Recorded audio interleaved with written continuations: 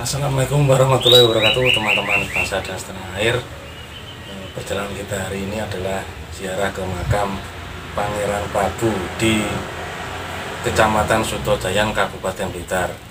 Nah, di sini kita akan coba membahas tentang sejarah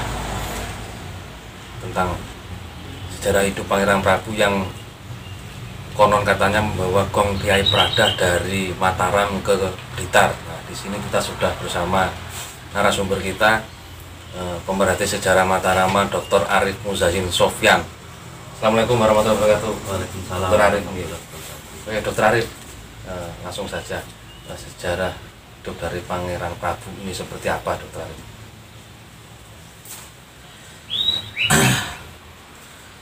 Pangeran Prabu itu merupakan saudara tua dari Sri Susuhunan Pakubuwono I.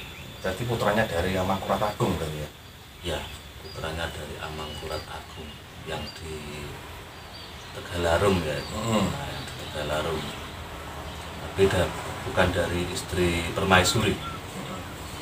Dari istri Ampeyan. Selir. Istri Selir. Kalau di dalam cerita wayang kan ada garwa patni. Nah, itu garwa patni, garwa Permaisuri.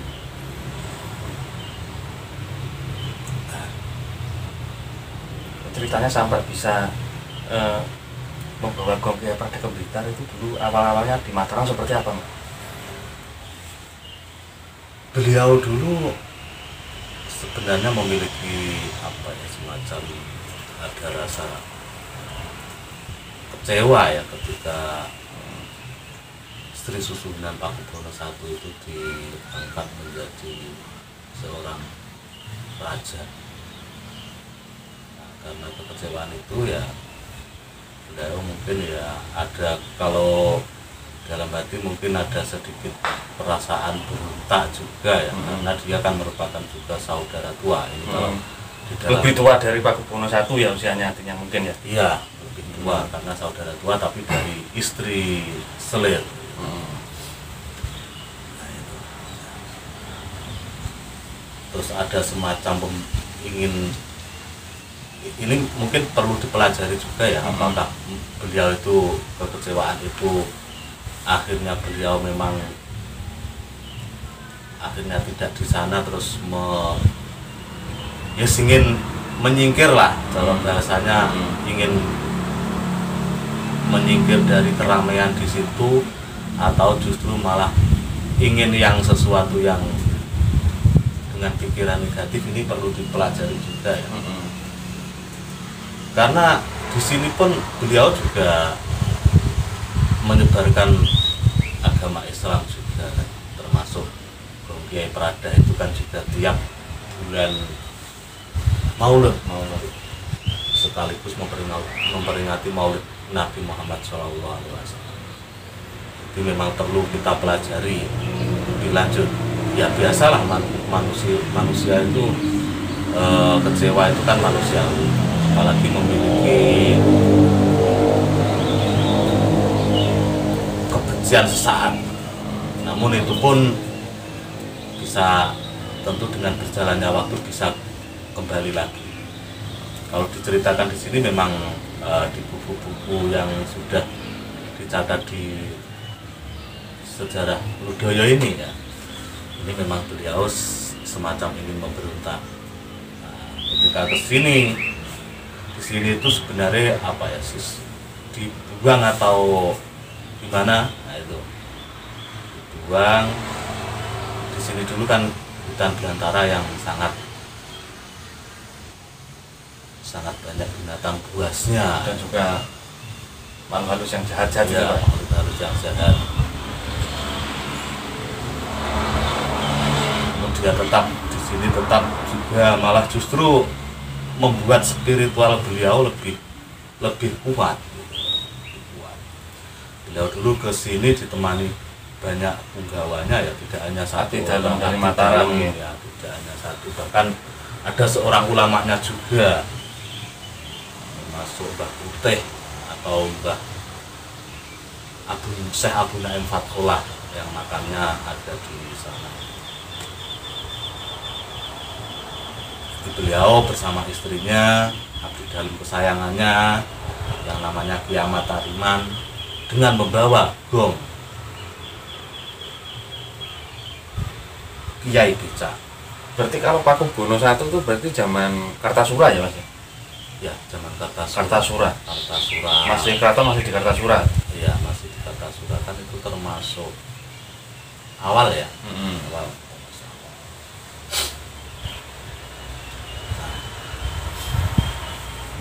Jadi tidak hanya satu orang di sini. Banyak pengikut setia di dalam. Ya. Ulama ada, istilahnya penasihat spiritual pastilah, orang pangeran ya, tokoh-tokoh yang kita pasti punya guru spiritual. Di situ juga nanti akan mengawal sampai tujuannya tercapai atau perjalanan kan.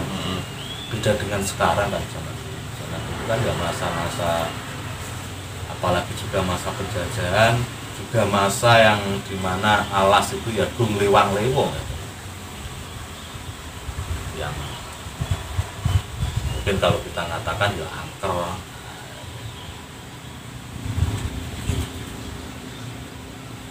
Terus apa gong Kiai Prada yang di bawah itu dulu gong apa sih Mas? Gong Kiai Prada kan ya gong semacam gongnya, ya gong di apa itu, di wayang itu, seperti halnya gong sekaten miliknya siapa, Sunan Kalijogo. Gong itu, dan itu pun kalau kita melihat itu ada kesamaan juga ketika gong sekaten juga dilakukan Kanjeng Sunan Kalijogo ketika bulan Maulud. Di sini pun juga demikian. Gong sekaten, gong Kiai Prada itu juga diperingati setiap bulan Maulid. Sama. Jadi kita harus melihat itu ada rentetan sejarah juga. Ada rentetan sejarah mengapa harus bulan Maulud dan lain-lain. Ya istilahnya akulturasi antara Islam dan Nusantara ini sangat bagus, bisa berjalan. Terus ketika kembali lagi kita ketika Pangeran Prabu Baba di Alas Lodoyo, dulu ada kesulitan atau mungkin cobaan-cobaan apa Mas? Ya tentu banyak sekali ya, cobaannya memang. Pangeran Prabu itu banyak cobaan juga karena juga di perjalanan, bahkan beliau konon kan memang sudah tidak sampai memiliki putra. Tidak memiliki putra? Iya, karena putranya itu ketika kecil akhirnya meninggal. Di Lodoyo sini? Iya, di Guru Halus. Nah, itu saya kurang tahu, tapi yang jelas ada ya sebuah cobaan yang itu harus butuh kesabaran yang luar biasa.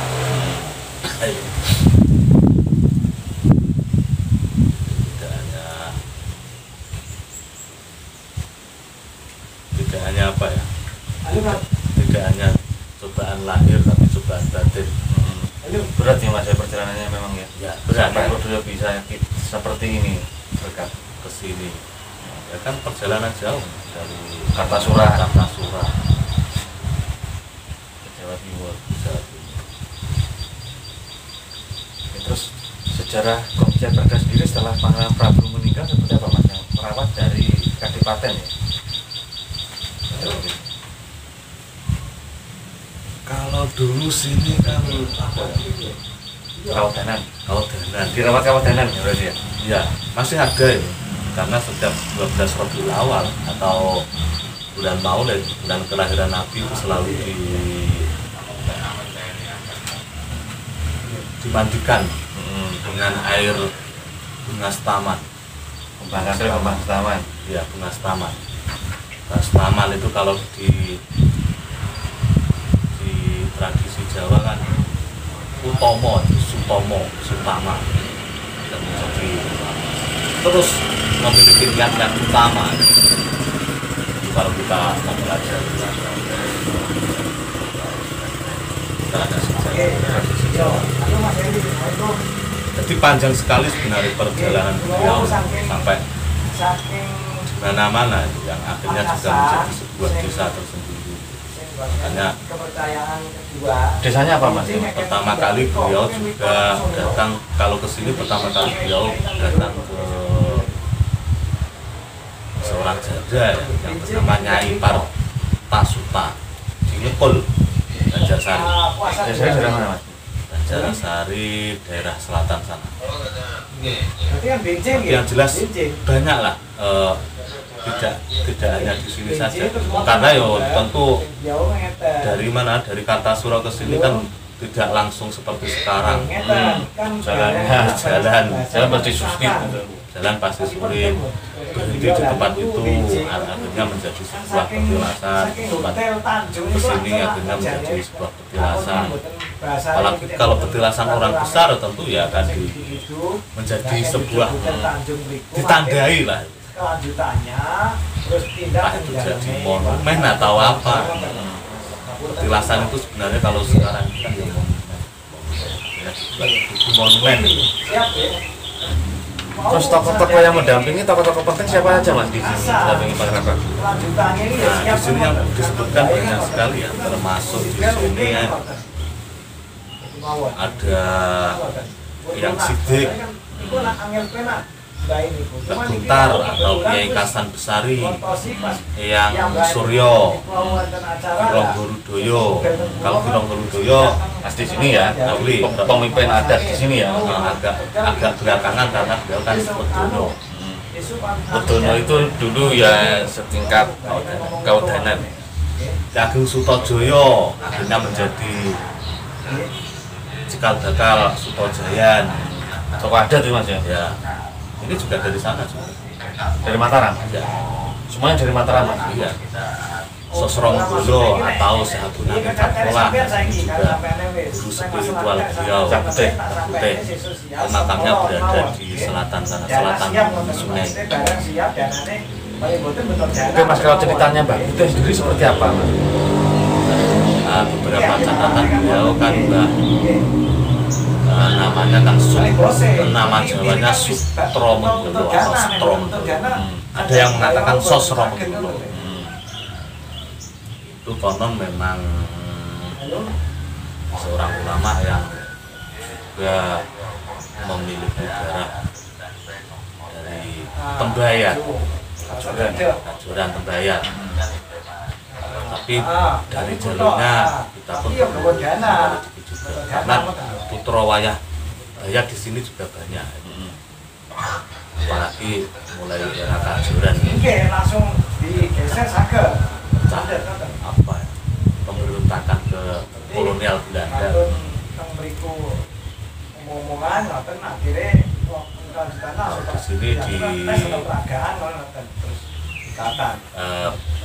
nama lainnya Sahabunabi Fatkola atau Putih. Mbak Putih.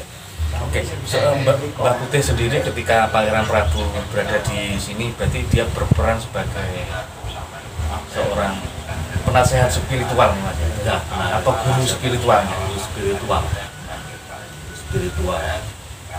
Jadi di setiap pangeran itu pasti punya guru spiritualnya Mas. Pastilah. Sama seperti Pangeran Diponegoro, guru spiritualnya siapa yang selalu mengikuti gitu ya Mas. Saya mengikuti ya, tetap itu kan sudah Fasilitas dari keraton. ya pasti. Termasuk juga kan ya, walaupun kita saat ini ya zaman sekarang pun presiden pasti ada yang guru spiritual, guru rohani lah, guru batin, apa ya namanya, atau menyebut